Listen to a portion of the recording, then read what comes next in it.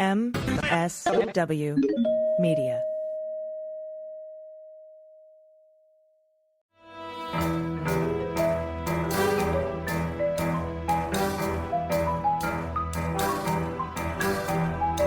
The rule of law is not just some lawyer's turn of phrase.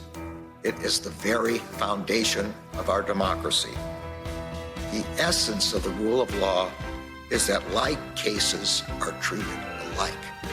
That there not be one rule for Democrats and another for Republicans, one rule for the powerful, another for the powerless, one rule for the rich and another for the poor, or different rules depending upon one's race or ethnicity.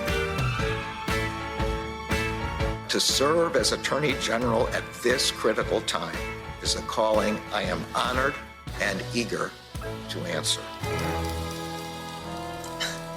So yeah, now it's clean up on aisle 45 time. And for a long while yet, it is going to be clean up on aisle 45. Welcome to episode 199 of Clean Up on Aisle 45. It's Wednesday, November 13th, 2024. I'm Allison Gill. And I'm Pete Strzok. We have a lot to cover today, including a hearing with Rudy Giuliani about why he failed to hand his assets over to Ruby Freeman and Shaye Moss.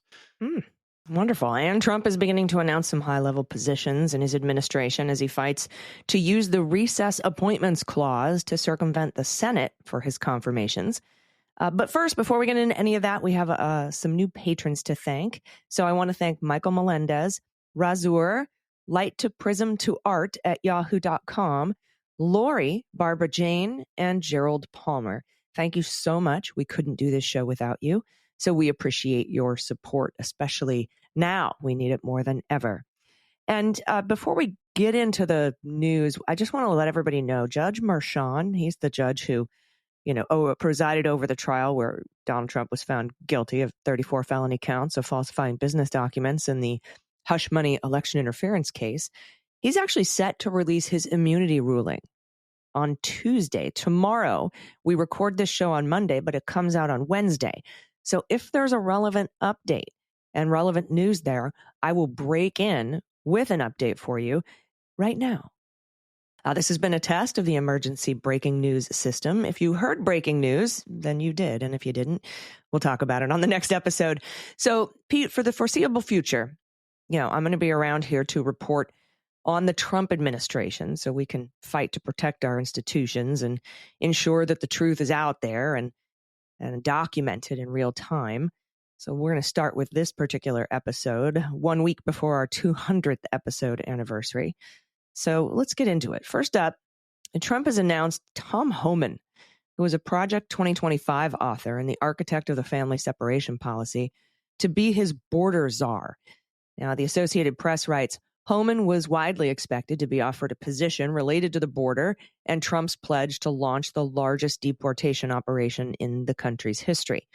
In addition to overseeing the southern and northern borders and, quote, maritime and aviation security, Trump says Homan, quote, will be in charge of all deportation of illegal aliens back to their country of origin, unquote, which is a central part of Trump's agenda, as we know. Now, such a role does not require Senate confirmation, but we'll chat in a bit about how Donald intends to circumvent the Senate anyway. And in an interview on Fox News Channel's Sunday Morning Futures, Homan said the military would not be rounding up and arresting immigrants in the country illegally. He says that ICE would move to implement Trump's plans in a quote unquote humane manner. Why would you say that? It's like Trump saying, I will be the protector of women, whether they want it or not. Yeah, exactly. He also said, you've got my word. Trump comes back in January. I'll be in his heels coming back, and I will run the biggest deportation operation this country's ever seen. Yeah. So that's what Homan has said.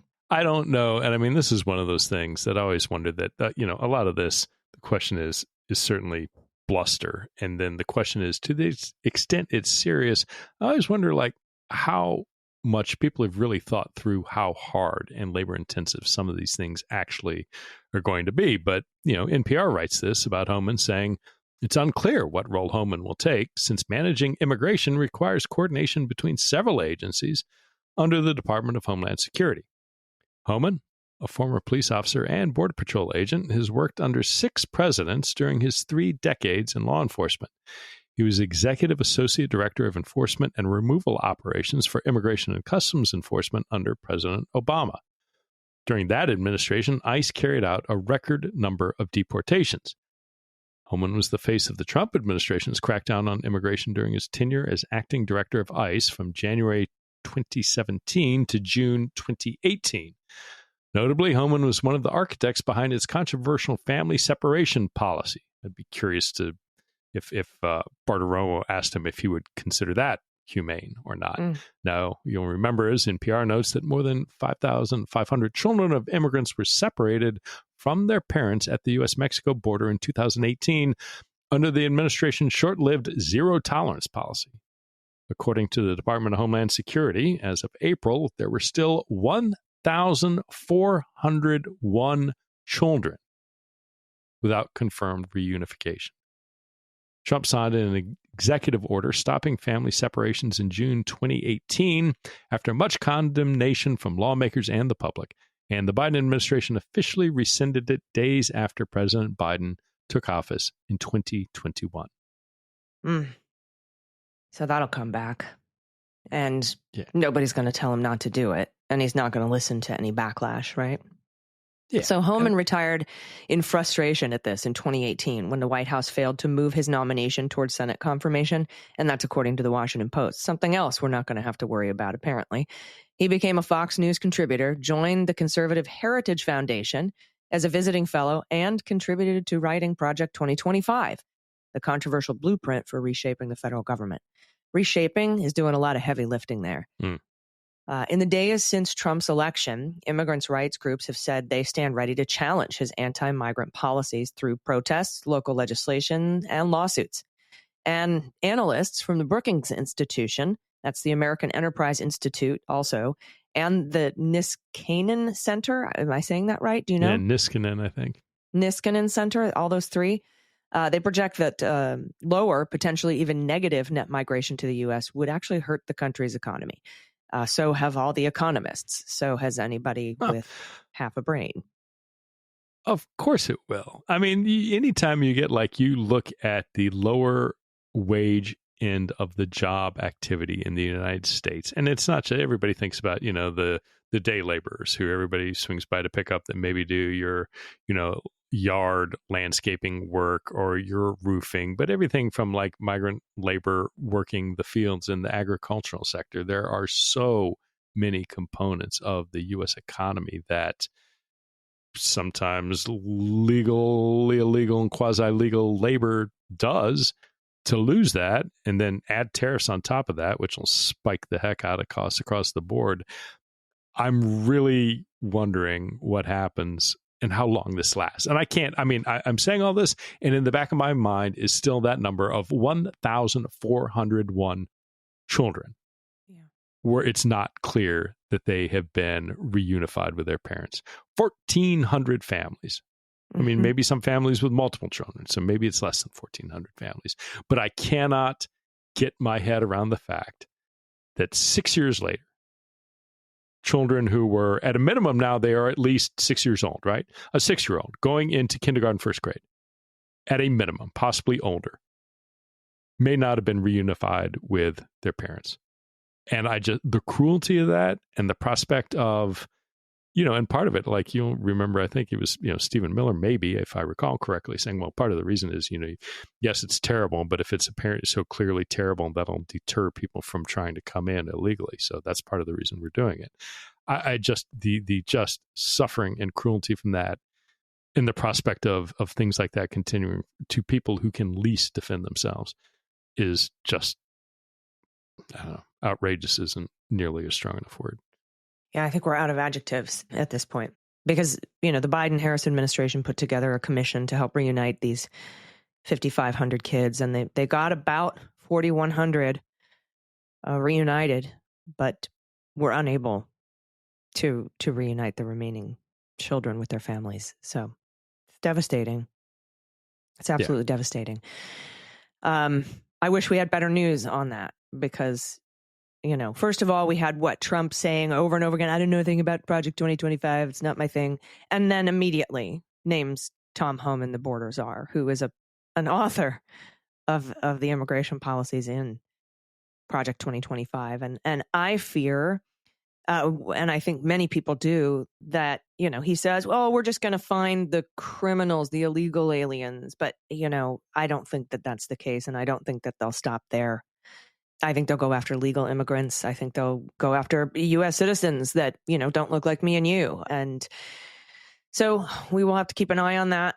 And I hope, we have to lay a lot of hope on members of Congress who actually have to run for re-election, because Trump isn't, whether he stays in power or whatever, or doesn't run again and actually, obeys the Constitution.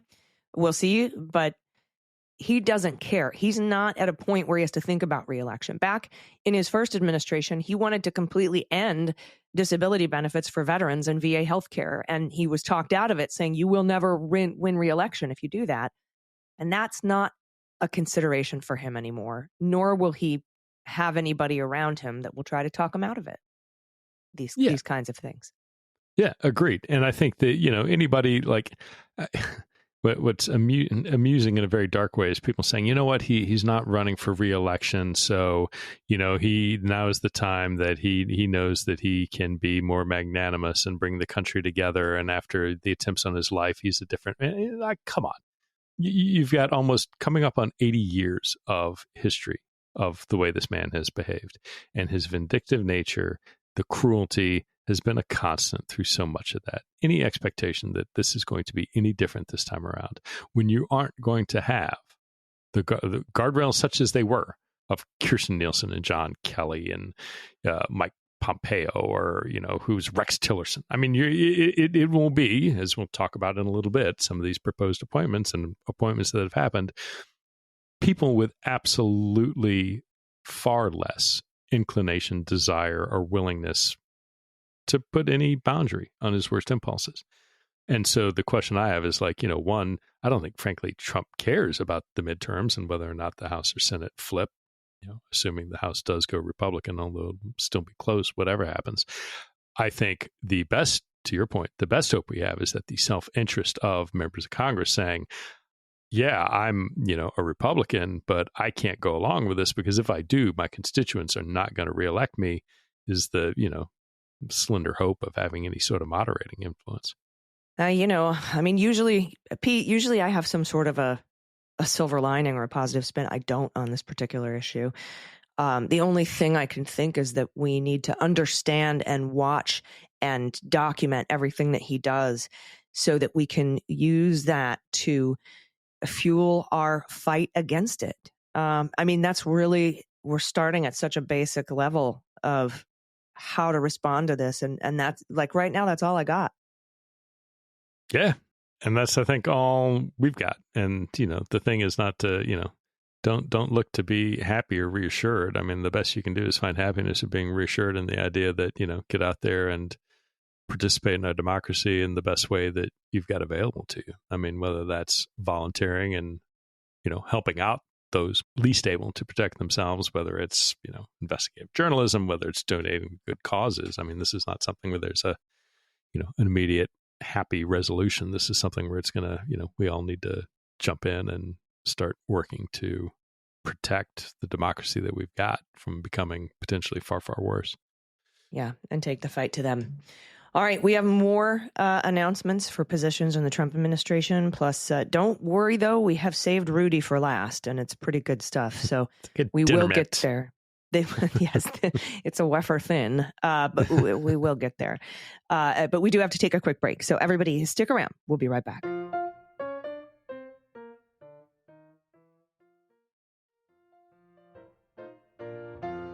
Hey, welcome back. We have more new patrons to thank, including Stacy, Tis But a Flesh Wound _PDX, Love Watching AG and Struck Takedown Defendant 45, Dahlem, and Dinosaurs for Democracy. Thank all of you so much for your support. Thank you for making this show possible. Thank you for being part of the team in these tough times.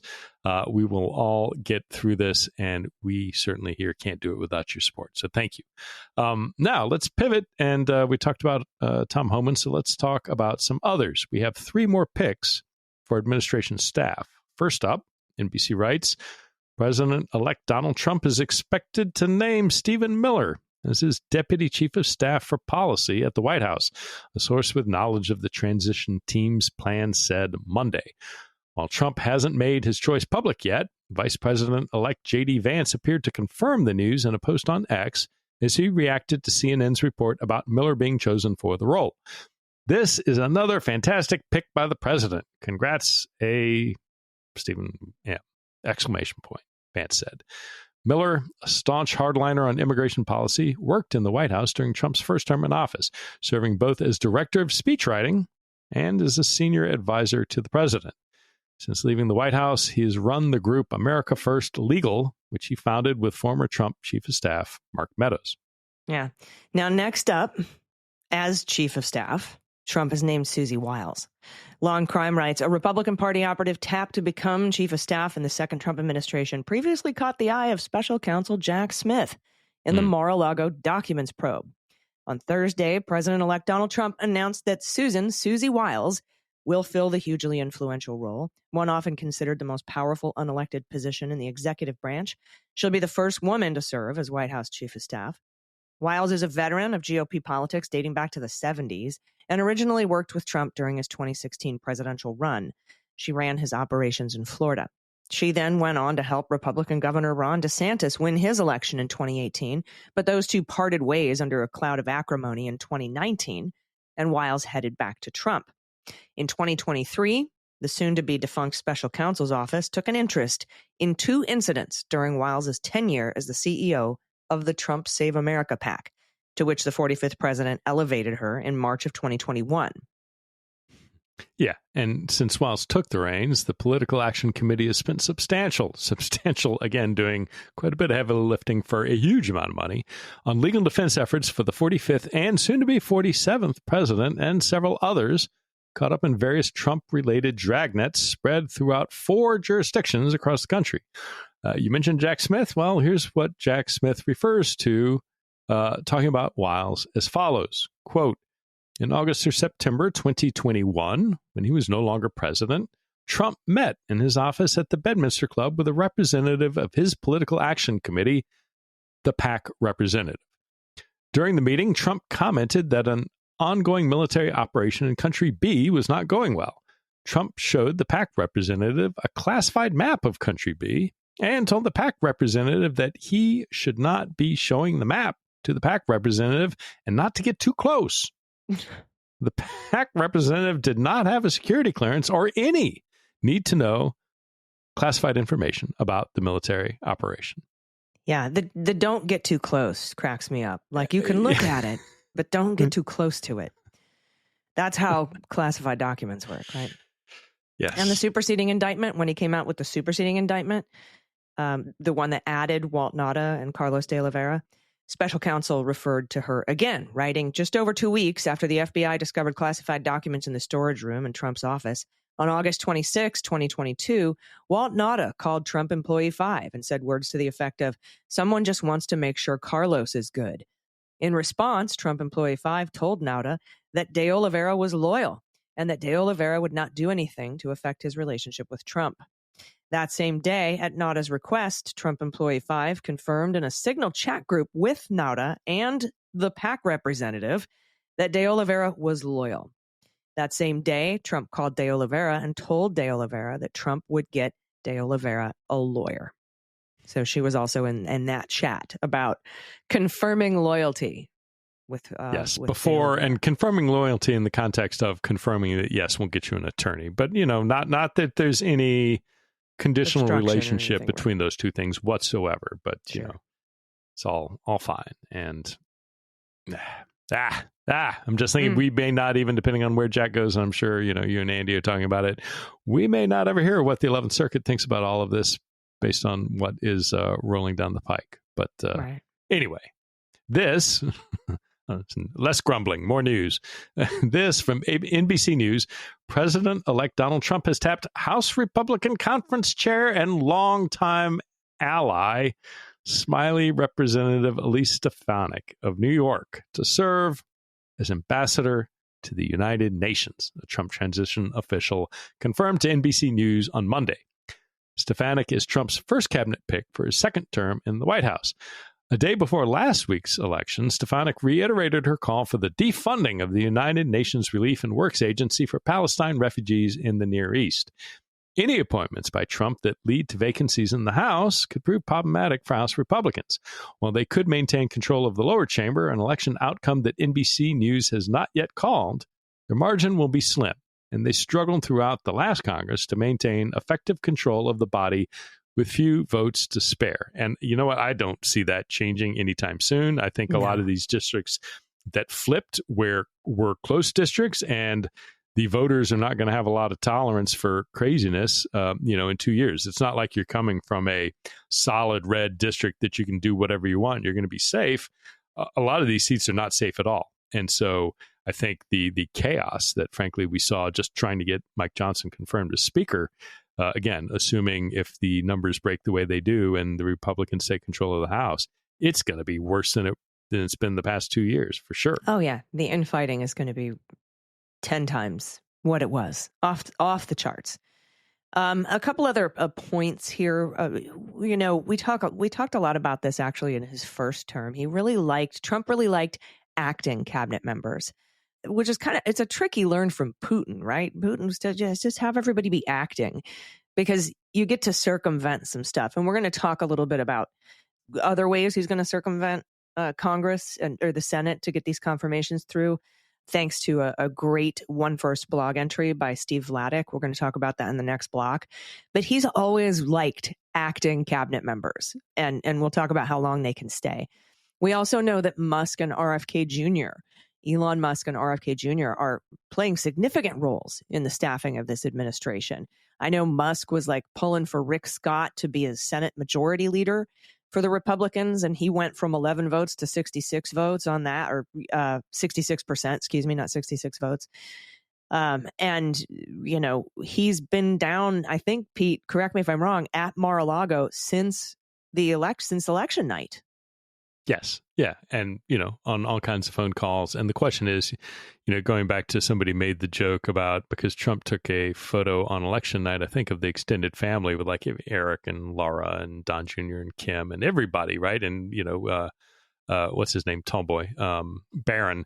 And the one person who was not there was Melania. And the one person who was there was Elon. People joking about, that's our first lady, our new first lady. But he sounds like has a lot more influence on what these decisions are than J.D. Vance does. But at the end of the day, these are all Thiel's boys, right? So, Putin's boys. Mm-hmm. Yes. Yes. And RFK Jr. wants to be in charge of health and take the fluoride out of the water. Okay. Yes. Something interesting that happened is, despite all of the subjugation and bootlicking, there will be no role for Nikki Haley or Mike Pompeo in this administration. And you're pre-fired. Yeah, he pre-fired them, and it's just how people can't see this kind of thing coming.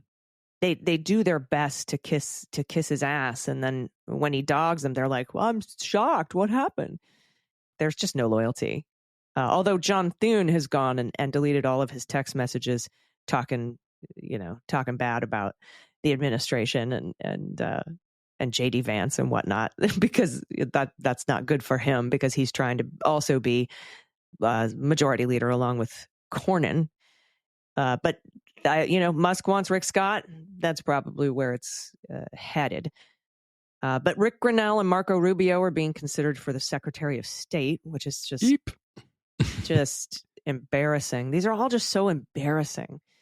When we think about Elise Stefanik being our representative to the United Nations, laughing stock of the world. Tom Cotton, Keith Kellogg, and Ratcliffe are in the mix for intelligence and national security roles, which gives me the chills. Kash Patel wants to work at the CIA. These are the picks. And I think we just got some breaking news, Pete. Lee Zeldin is going to get to be in charge of the Environmental Protection Agency. And he tweeted out, like, I'm going to make the U.S. energy dominant again. We already are. We are the dominant energy of the globe. He said, we're going to bring jobs back to America.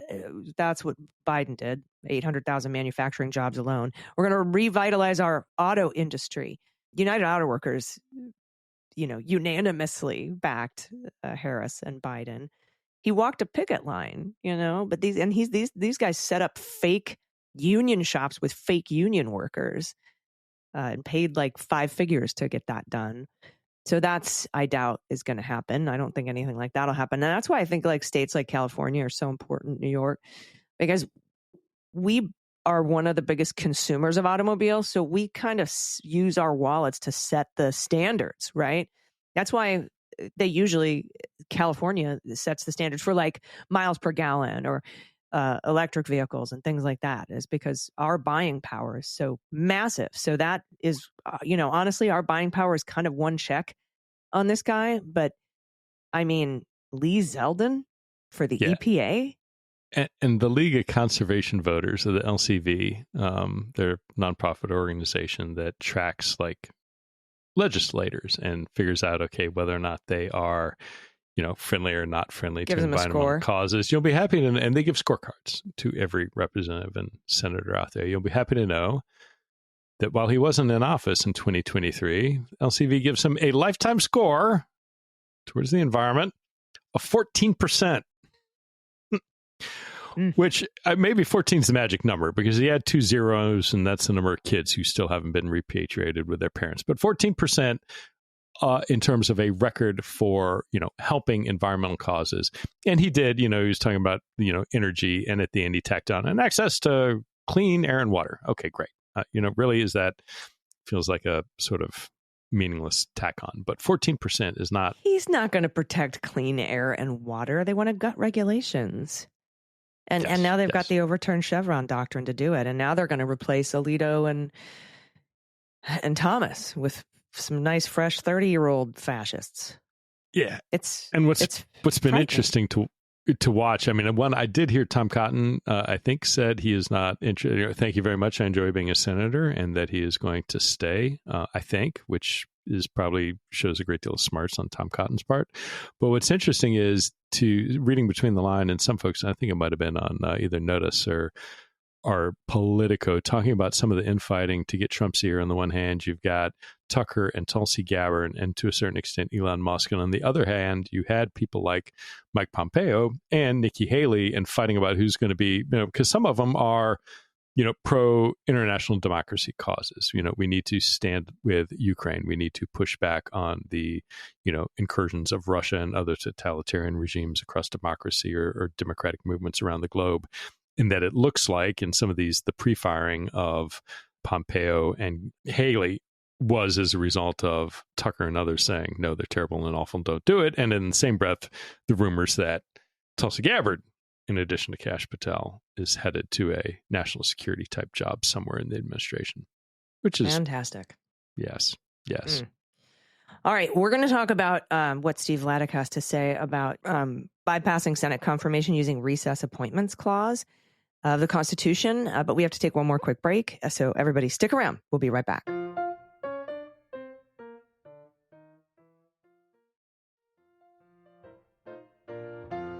Hey, everybody, welcome back. We have more new patrons to thank. Thank you so much. Tricycular Manslaughter, Dee Garza, Andrea Ranzel, Becky Ramey, Becky McHolland, and Miss Meow. Thank you so much for supporting us. We really appreciate it. We couldn't do it without you. All right, everybody. The Venerable Steve Vladeck has set out to explain Trump's call to use the recess appointments clause to push his cabinet past the Senate. And you've seen this a lot with angling on social media, trying to elect a leader of the Senate majority, and who's on board to bypass these appointment rules and use the recess appointment clause. And they've gone back and forth.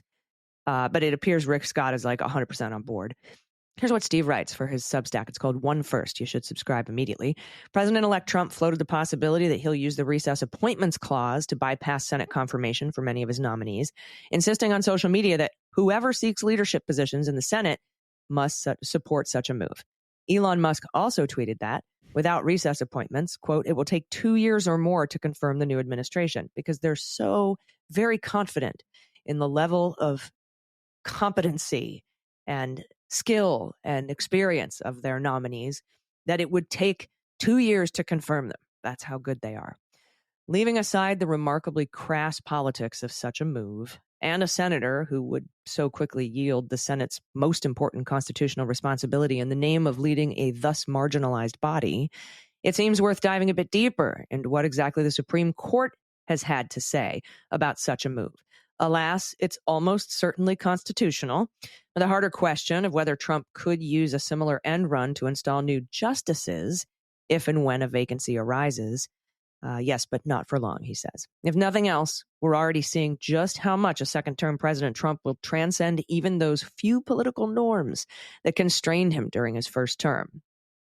Yeah, and he goes on to say, indeed, the reluctance of some Senate Republicans to sign off on Trump's more extreme nominees is a big reason why Trump spent so much of his first term relying upon, and in some cases abusing, the power to name acting officers under the Federal Vacancies Reform Act of 1998. Given that, no matter what happens in Pennsylvania, and we do know what happens in Pennsylvania, Trump is going to have a larger majority in the Senate come January 20 than he had at any point in his first term. It's worth asking what it says about nominees who are too extreme and or unqualified for even that Senate to confirm. But there's another way for the president to appoint officers, the Recess Appointments Clause of Article 2.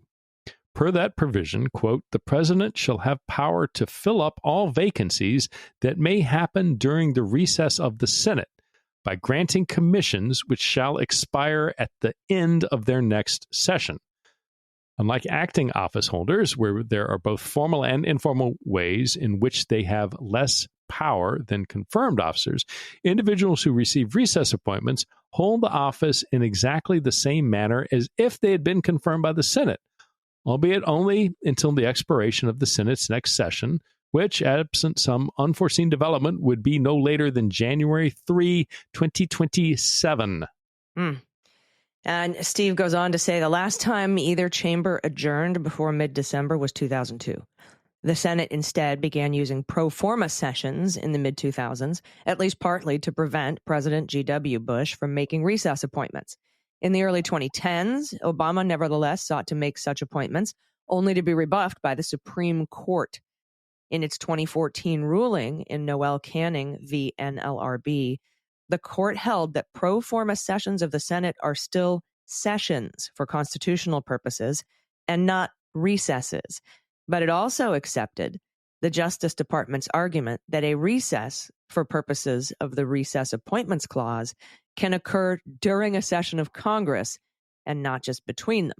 Thus, under Noel Canning, so long as the Senate recesses for at least 10 days, then the president may use the Recess Appointments Clause to fill vacancies, whether those vacancies arose during that recess or earlier. And although there was no argument in Noel Canning that the Senate had adjourned for the purposes of enabling the president's resort to the Recess Appointments Clause, indeed, I'm unaware of any example historically in which that's why the Senate's recessed. I can't see how that would matter.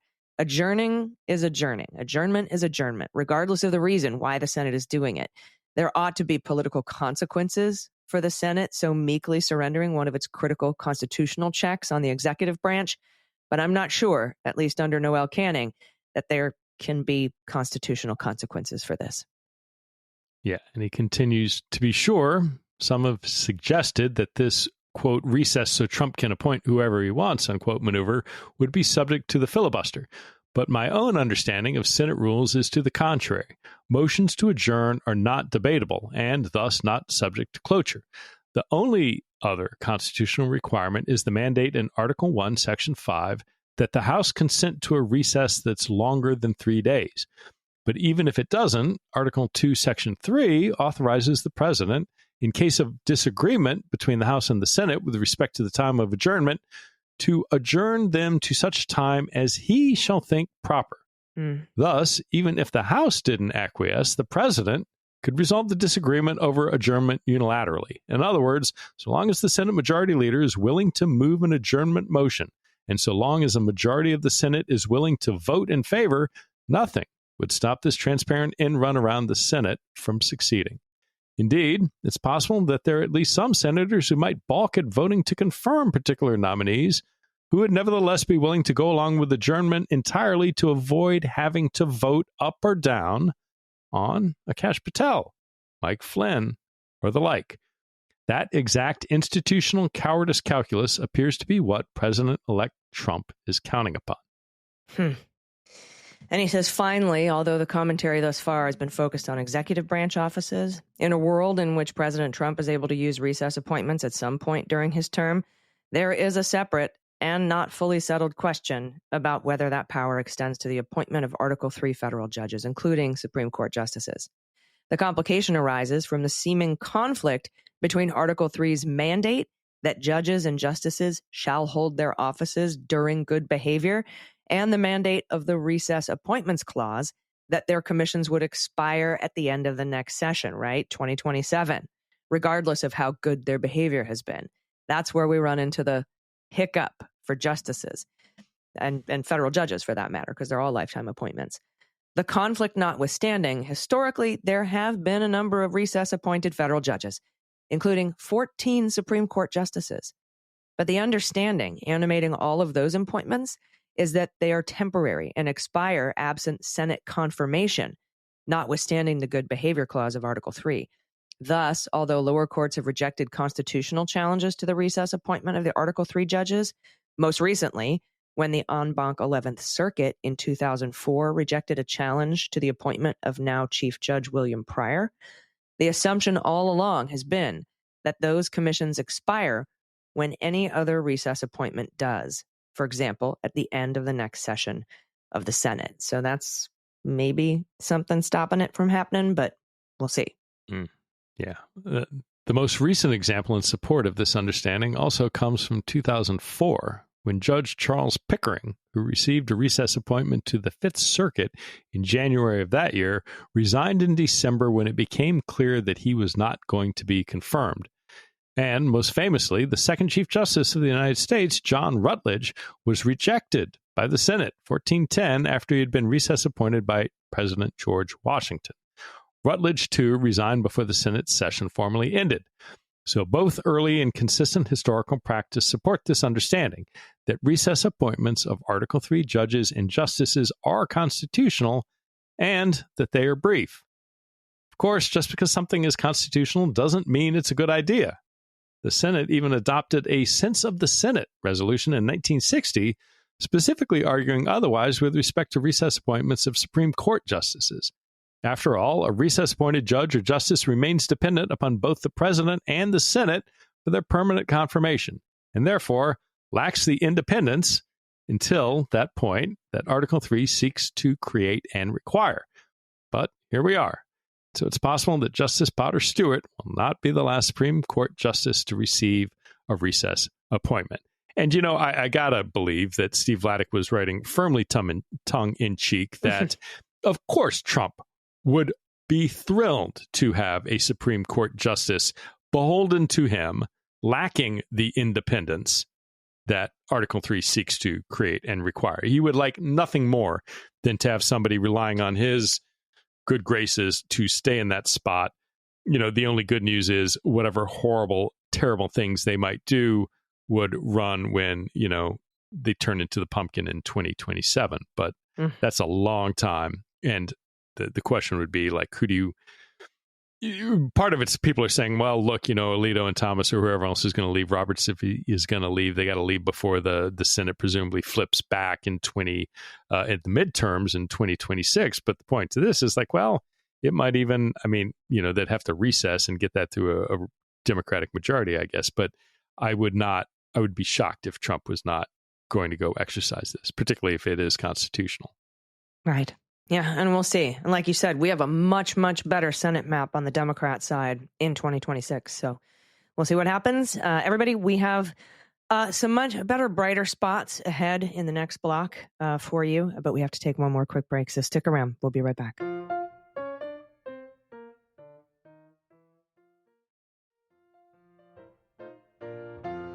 Hey, welcome back. Our final list of new patrons to thank this week includes Jason Glazer, Special K, Fatima Omar, Dan Reeser, and Mary Rose. Thank all of you so much for your support. Thank you for being part of the team. And without further ado, the smile of smiles that, like a good sunset, no matter how bad your day might have been, watching the sun go down with a nice cool drink in hand, always cheers you up. Let us turn in this D block to give you an update on Rudy Giuliani.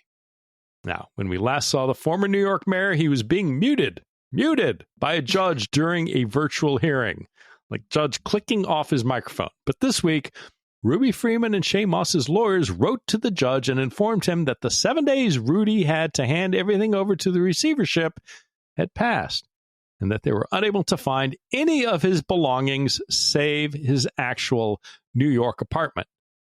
Then, on Election Day, Rudy drove up to a polling place in West Palm Beach in the 1980 Lauren Bacall Mercedes that he was supposed to have handed over to Freeman and Moss, and called them both creeps as he addressed the crowd at Trump's election night party. Yes, creeps, because they're trying to take all of his stuff. And then he was ordered to appear for a hearing in person. He was originally slated to appear virtually via Zoom, but Rudy said, you know what? I just can't make it in person. I can't make it to court noon on November 7th because I have a podcast 7 p.m. on November 7th, and there's no broadcasting equipment anywhere in New York City, so I got to get back to Florida, and I won't have time, even though he could take the 3 p.m. Delta flight, which would get him to Florida with an hour to spare to record his ever-important 7 p.m. podcast. It couldn't wait. That was his reason for not being able to show up. But Judge Lyman denied his motion to miss the appearance and ordered him, you shall be present. And meanwhile, Moss and Freeman wrote another letter to court about Rudy driving around in their Mercedes. Judge Lyman told Giuliani's attorney at the hearing that the idea that his client does not have any information about where his assets are located was farcical. He also said he has no choice but to comply. If it becomes impossible to comply, the plaintiffs could file for contempt. Yeah, and you would think if you're in that courtroom, you're starting to get a feeling of where the judge's head is at and where this is headed. But whether or not they did, it didn't matter, because then after Giuliani's lawyer Ken Caruso complained about a quote-unquote vindictive demand for Giuliani's grandfather's watch, Lyman shot back, "Oh, that's ridiculous. Every day," Lyman said, "he presides over cases where debtors, including a bodega owner, had to turn over family heirlooms. Quote, if they owe a debt, they have to pay the debt," unquote. He then added, "The law is the law. I don't apply it differently to your client than to the bodega owner whose case he described." Then Judge Lyman addressed the Mercedes. Quote, "When is he going to deliver the title document and the keys?" After a back and forth, Caruso replied, "Promptly." The judge then specified Monday. Monday. Yeah. And then on Saturday, the judge authorized the two Georgia poll workers defamed by Rudy to pursue information about 4 Yankees World Series rings owned by the former mayor. The rings are estimated to be worth at least $200,000. And now Rudy is online asking for donations, claiming he can't even buy food amid his ongoing financial difficulties. Giuliani shared a link to his Give, Send, Go fundraising page. And cue the Sarah McLachlan music. He said that his measly checking account had been seized by a law firm, and the judge involved in his defamation suit filed by 2020 Georgia election workers Freeman and Moss is tearing him apart. Quote, "Wilkie Farr Law Firm and Judge Lyman are trying to inhibit me from making a living," he posted on Twitter. "They seized my measly checking account, so I can't buy food. Help me fight." He raised about arms of the angel. Yeah. He's driving around in a Mercedes. Like, he raised about $100,000 on this. Of course he did. Give, of course send, he did. go. Of course he did. From the suckers. And we'll keep you posted on how this turns out. He's just hiding. He's just hiding his stuff. In that letter, Ruby Freeman and Shay Moss were like, we went to the apartment. Everything was gone. You know, all the art and the furniture and stuff that could be sold was all supposed to be there. And then the lawyer's like, oh, yeah, we moved it out into storage like 4 weeks ago. Where? Well, I don't know. You know, like, Rudy does know. No, don't know. Hiding everything from them. And then to show up, to have the gall to show up in that car on election day, top down, you know, having the media snap your photo. And that photo, by the way, when Ruby Freeman and Shay Moss sent that letter to the court, like he showed up in the Mercedes, they had pictures from the media of him in it. And the judge was like, no, I got to do a podcast in Florida. I don't have any, there's no microphones in New York City. I have to go back to Florida. I won't have time. I can't, my podcast is at 7. And the judge was like, denied, you shall appear. And then they still get into the courtroom. It's just vindictive. They're coming after me. The horror of them asking for family heirlooms. And the judge just wasn't having any of it. Pete. Yeah. And this is the thing, too, talking about, like, you know, what you can do. The people who will feel the most brunt of whatever is coming are the people who can least defend themselves. This is not something that, you know, again, whatever you think of higher profile folks who spoke out, you know, whatever you think of Liz Cheney is doing quite well financially, has a great deal of political support. And to the extent there are attacks coming, Liz Cheney is in a great spot to defend themselves. Shay Moss and Ruby Freeman are not in a place to defend themselves. They do not have a lot of money. They do not have high-powered law firms, let alone any political party backing them up. And the fact of the matter is that they are not vindictively seeking anything. They are trying to recover a fraction of the damage that they suffered because of Rudy Giuliani's careless, absolute, mean-spirited, violence-inducing, defamatory statements that he voluntarily made again and again and again. Yeah, and the judge pointed that out in the hearing. The judge is like, look, Ruby Freeman and Shay Moss aren't coming after your granddad's watch and your World Series rings. I ordered that. I am the judge. The judge am coming after that. I ordered that. So, like, again, he's trying to put this all on Moss and Freeman. And you know there's more assets he's hiding that aren't even on that list. So of course. You know, and remember, the judge had to remind him of that. Like, hey, this is, I ordered this, not these women. And part of the reason we got to him, the reason you know that, one of the reasons you know that is part of the reason that we got to this point with the trial where he was found guilty and you didn't get to the trial is because he refused to abide by the rules of discovery and provide information in part about, if I recall correctly, about what his resources were and turning over other information about things he might have said or otherwise that they were entitled to receive in discovery prior to a trial. So there is all kinds of stuff out there that Rudy Giuliani and his attorneys, maybe not his attorneys, decided that turning it over would be far more damaging than simply to ignore the rules that bind every citizen in our judicial system and just withhold the information. That whatever sanction would come, including being found guilty, that was preferable to turning over the information that he had in his possession about what had occurred. Yeah. So there's no doubt in my mind, in my opinion, that there is a ton of stuff out there, and it just drives me nuts. Yeah, but I concur. I hope to see all over social media the two of them driving that car around, top down, warm fall day. That would warm my heart as well. Yeah, and hopefully ladies, there's a party at that New York apartment. Empty, I love an invite. Empty. You got to bring your own chair, but right. Yeah, we'll just bring camping chairs. It'd be great. All right. Well, thank you so much for that update, and thanks to Steve Vladeck for providing what we went over in the C block there. There's a lot more to that article too that you are definitely going to want to check out. Again, if you go to Substack and search for One First, it's free to subscribe. There is so much useful information in there, and you're going to want to arm yourself with it as we get ready for a lot of court battles that are going to take place between the Trump administration and the people of the United States of America. And he has the answers on what the Supreme Court has said and, what the precedent is. He gave that great example for the recess clause for us there, and what the Supreme Court has said before. Previous Supreme Court justices that, had been appointed using the recess clause, but then had to resign before the end of the term. It's very, very, very useful information, because then you'll have that knowledge, so that when you talk to people about it, you can be like, yeah, he's actually not supposed to be doing this.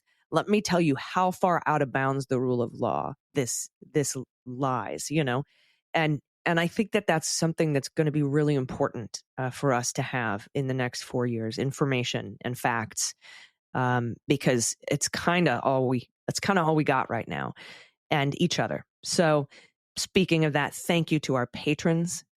Because without you, we couldn't do any of this. And we really appreciate your support. And the fact that you listen is just, it's so important to me personally. I'm humbled by that. So thank you.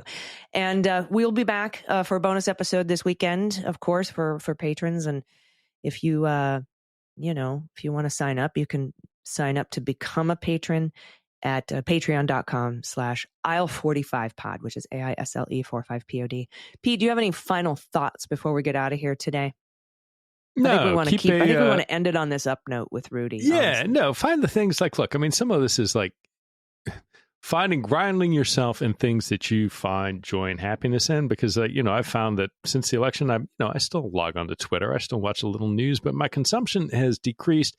I'm still aware of what's going on, but my head is up more, right? I am doing more things outside of just this what can be all-consuming political environment. So take a break, however you mentally kind of process things in your happiest ways, whatever your happy place and happy thing to do is. But the news will be there. Twitter will be there. I'm like jumping all over Blue Sky, and I know we probably could have a long discussion about whether or not to hang on to Twitter. We were here first, sort of thing. But Blue Sky is surprisingly nice. Civil, and you can do things like you can import huge lists of hey, I want to follow all these people on curated lists, and you can also people have lists of Nazi fascists, people who've espoused things that you can just block the entire list with a click.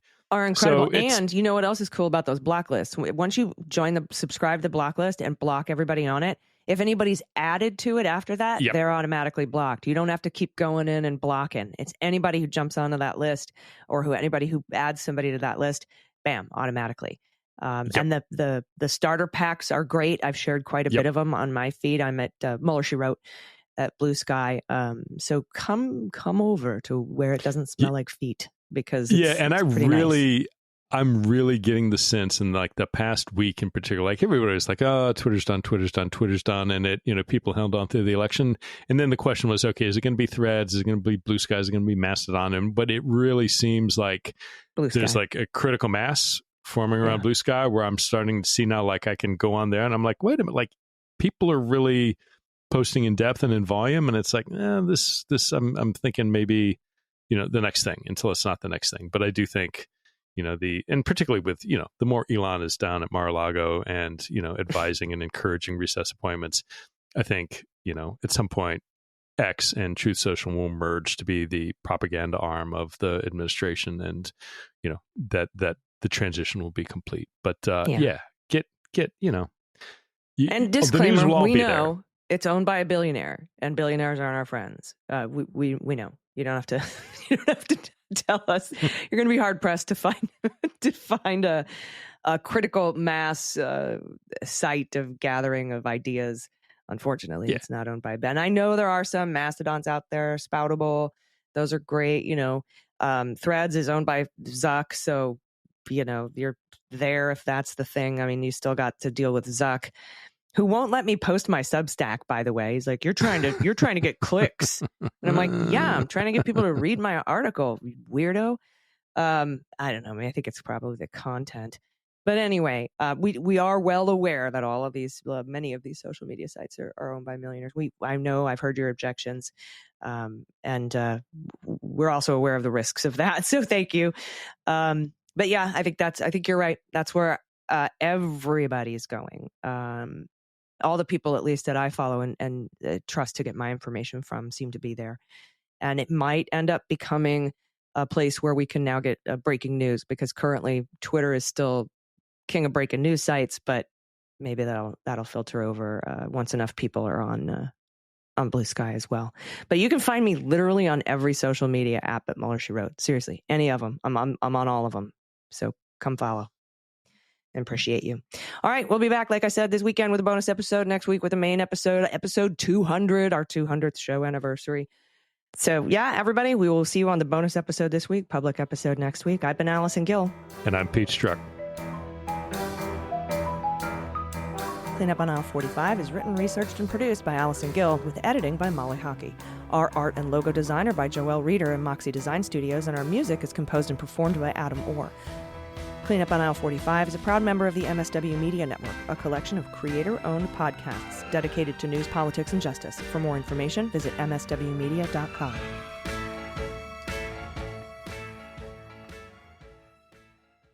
MSW Media.